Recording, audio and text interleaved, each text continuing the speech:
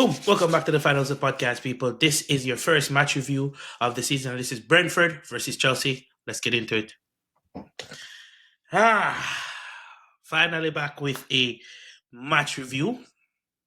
And what a way to come back to the match review. A 2-2 draw away against Brentford. And it was a very distasteful draw because what in the blue hell was that performance from Chelsea? That was an horrendous performance, especially in the first half. But before we get into it, let's look at Enzo Maresca's. Let's take a look at Enzo Maresca's starting 11 going into that game. Let me just get it up here. Boom. So Enzo Maresca's starting 11 consisted of Robert Sanchez in goal, Fofana at right back, Tosin and Chalobah at centre back, Gerald Otto at left back, Enzo Fernandez and Moises Caicedo in the middle of the park. We saw a debut for Fanduko or Fancudo Bonanote, Pedro Neto off the left, Jamie Gittins off the right, and Joao Pedro up front. Before we get into how the game went, my thoughts on the starting 11. These obviously some of these players just coming back from international break. There's no Estavao due to a illness, so he was not available to play the game. Garnacho just came through the door, so he did not start, and there was no Cole Palmer because he was just coming back from injury. When you look at the back line, these are the boys that didn't go away on international break. I'm not sure if Gerald Otto went away, but Fofana was back. Fofana was there, and Chalobah and Tosin, they've been the centre backs since Levi Colby got injured. So we saw some substitutions around the back. Kukurea was on international break and Rich James was on international break. So I can understand the subs going into the game. The only question mark I had was that left hand side. I always have an issue with that left hand side, and we'll get into it as the game as we start to discuss the game and the debutant in the team, Bonanote. Now, let's talk about the game here. Now, first half was absolutely horrible. We couldn't string a series of passes together because Brentford came up with the nastiest low block. But that being said, you know that going up against Chelsea or going to Brentford, given that Brentford has been a bogey team for us over the past couple of years, that this would more or less be the case. Going into the game after seeing the starting 11, I was a bit, I don't want to say nervous, but more so concerned again with that left hand side because when you're going up against a low block, your wingers, when the ball gets to your wingers, they have to isolate the fullback very quickly, get by them, and they have to have finishing product. And I wasn't worried about Neto because I know he can put a cross in, but Jamie Gittin, from what I've seen so far this season, he can get by a player, but his end product was very lackluster. And boy, did that tell in the first half. A lot of times they tried to isolate him with the fullback as well, but he never took on his man. It was all on a very bad performance, a very poor performance for the guy. And I'm not going to lie, he kind of brought down some of our attacks in the first half. Looking at defensively in the first half, Tosin, Uncle Tosin.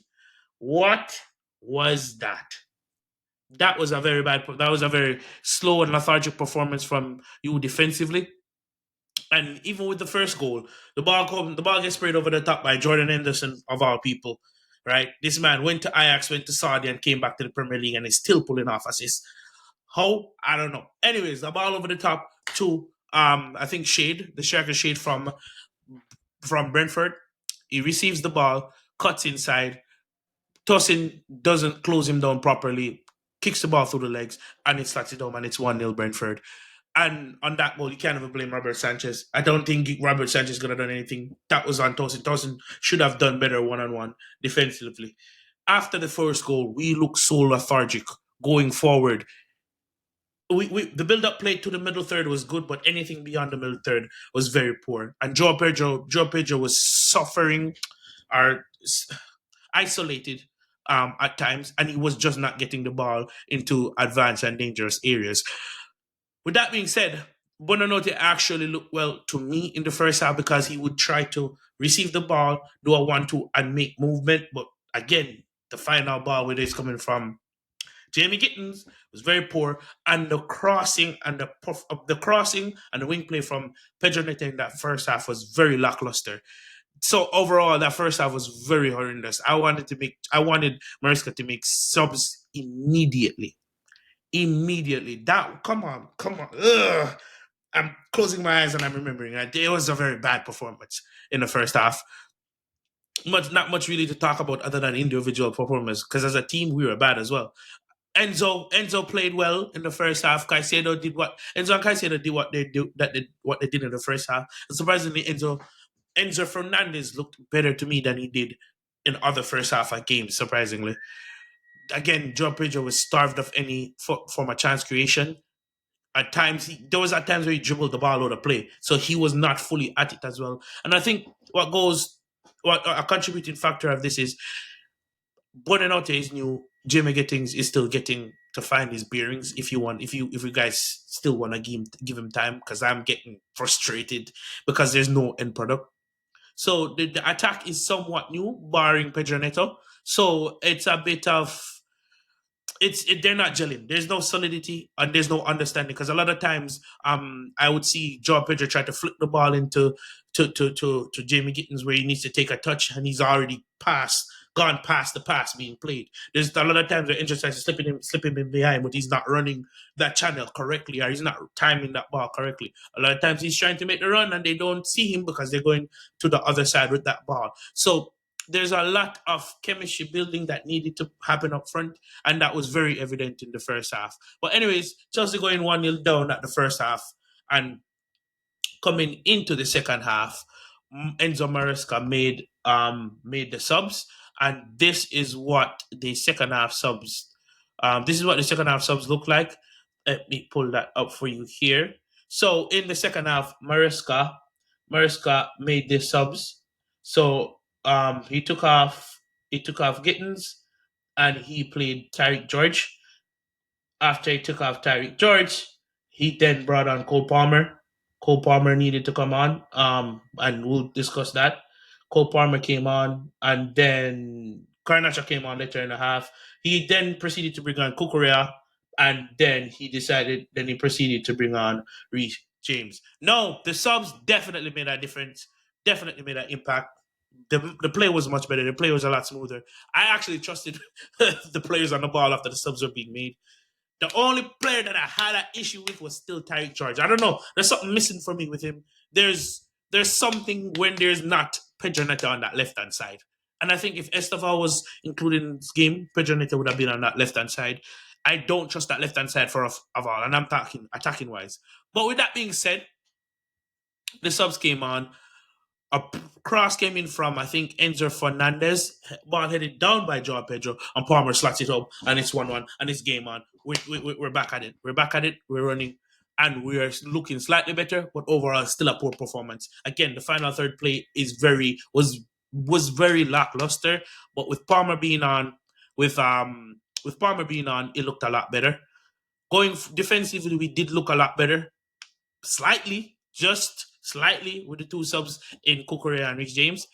The build-up play was a lot better. The balls were more direct because at this time we saw Trevor Chalobah starting to fizz the ball directly into the midfield where Palmer would pick it up, turn, lay it off, bring the ball forward, link up with the winger, and so on and so forth. But that left hand side, Tariq George on that left hand side was something. I'm not trying to get onto the kid. I'm not trying to harp onto the kid. It's just there was so much. It was so jarring in the sense that there was no quality. There was no high level quality, given that Brentford was playing with a five at the back, given that there was a deep line. So, and again, during this time, Brentford had their chances to go forward. So the game could have gone either way at this time. Now, let's talk about Moises Caicedo. Moises Caicedo. Garnacha comes on, beats his man, goes down the line. The cutback specialist, as they like to call him, cuts back, ball falls down. Moises Caicedo takes a touch and rifles home a strike to make it 2-1. At this point, at this time, I lost it. I was like, yes, we're scamming a win because this performance is horrible. We're scamming a win. We're about to go top of the table, turn 7 points in, turn 8 points into 10. on top of the table just for the day. And we look forward to Bayern Munich midweek. So I'm happy. We're doing well. I'm happy. At this point, it's 6 minutes left to play. See out the game. For the love of Christ, see out the game. And special shout out to Robert Sanchez, because we would have lost this game first and foremost if it wasn't for Robert Sanchez pulling off the saves he pulled off. Right? So shout out to Robert Sanchez. I can't complain with any of the goals conceded today. Brentford were targeting us with those long crosses, and it's been a theme since the first half. And lo and behold, coming up to Brentford's second goal, guess what they scored off of? Ball given away. Chelsea were supposed to be defending. When you look at the defense, ball comes into the back, gets flicks on, and Fabio Carvalho on that back post taps it home. It's 2-2. It was a clean goal. The VAR was going to come and save us this time.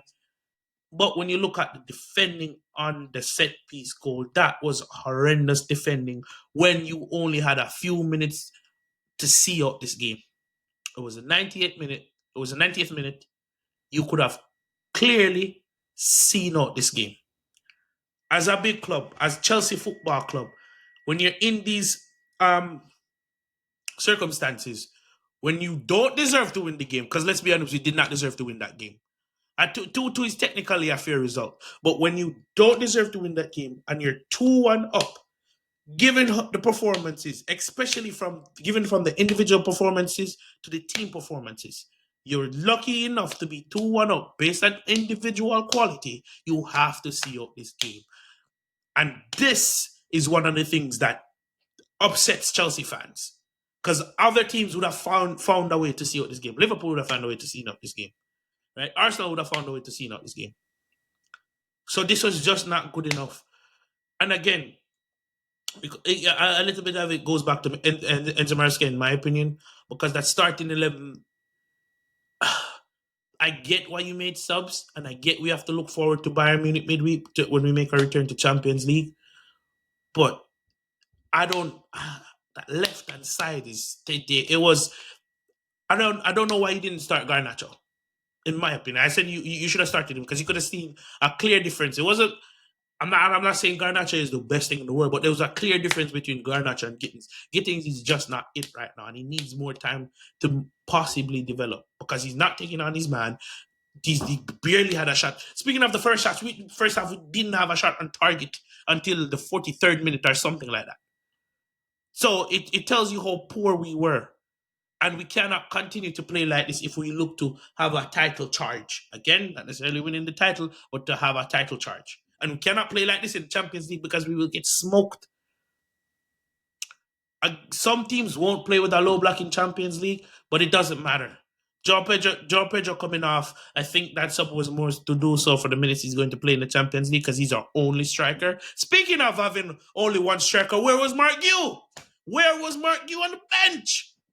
And I know a lot of you guys said, "Oh, we should have had three strikers. We wouldn't be in this position if we know we only had two strikers and we decided to start two strikers in one game."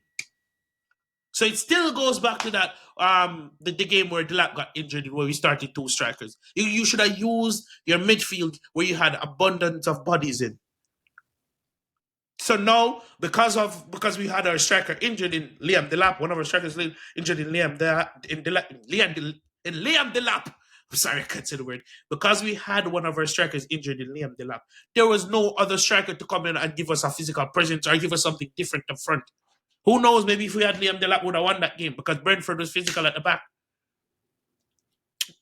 João Pedro comes off, and we're still playing crosses into the box. At this point, we're aiming for an area because there's no target man in the box anymore.